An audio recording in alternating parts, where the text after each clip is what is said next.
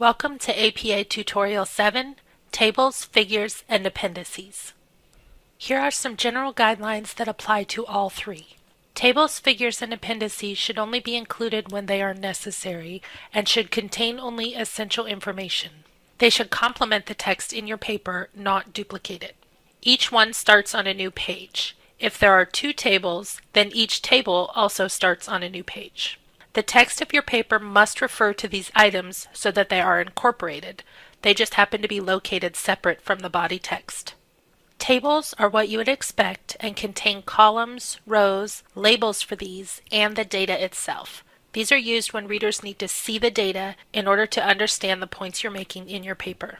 Figures can also add significant value to your paper and are typically charts, graphs, maps, and photos.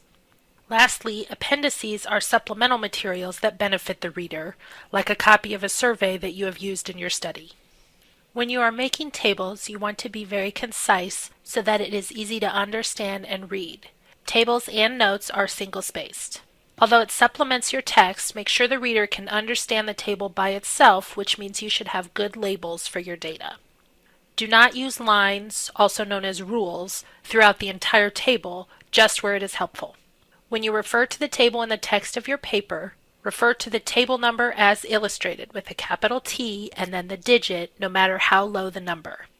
There are many details related to tables and multiple examples in the APA manual, so be sure to look at sections 5.07 through 5.18. And section 5.19 has a table checklist which you should use to review for every table you have. Here is an enlarged example of a table from Purdue OWL. Let's analyze its different components and formatting. The table label has a capital T and the number is a digit no matter how small, just like when you refer to it in your text. This label is aligned left. The table title is italicized with capitalized and lowercase words as appropriate, like your paper title, also aligned left. Make your title brief but descriptive. Column headings should also be concise and descriptive, like breed instead of dog breed, because the title of the table indicates the table is about dogs. Table notes are located under the table, aligned left, with the word note in italics with a capital N and a period. Separate notes with a period and one space instead of two spaces between them. Figures are similar to tables, but there are some key differences. One of the most important one is that any text in your figure will use a different font than the rest of your paper. It needs to be sans serif, like Arial. You refer to a figure in the text of your paper like a table, using the word figure with a capital F and a digit no matter how low the number. If you try to enlarge a figure in your paper, it can get fuzzy, so you want to be sure it is big enough to read but also very clear. Ensure the measurement units and each axis are clearly labeled. And please see APA section 5.30 in the manual for the figure checklist to help ensure each figure adheres to APA. Here is an example figure from the APA manual. A figure starts with your visual items, like these three small graph images. Below that is the legend, which explains what the lines mean. It is considered part of the figure, so it should be of similar size. After that is the caption, which serves as the label and title and notes for your figure. Figure X is where you would put your number, like figure 2. Remember, figure is with a capital F and the number is a digit no matter how low. Both are italicized and everything below the figure is aligned left.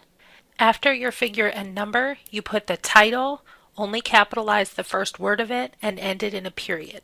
Following that are further explanations and notes separated by a period and one space, not two spaces.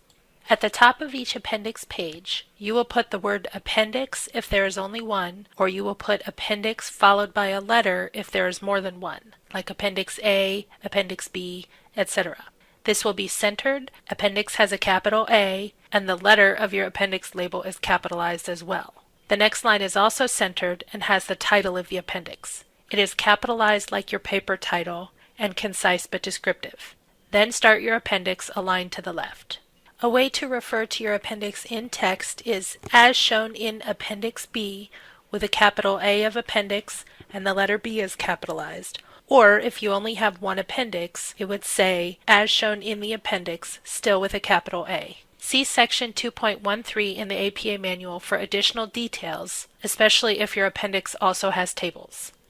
This is the order of your paper: title page, then abstract, paper text, references page, then tables go first, then figures, then appendices, regardless of when you mention them in your paper. However, if there are multiple tables, they are put in the order they are mentioned in the text. Same with multiple figures and multiple appendices. There are many ways to get tables, figures, and appendices into your paper. You can create them directly in Word, or you can create them in Excel or another program. If you create them somewhere other than Word, you will either need to insert them into your document or copy and paste them. If you need help with this, use Microsoft Word Help or Google to learn how to do this.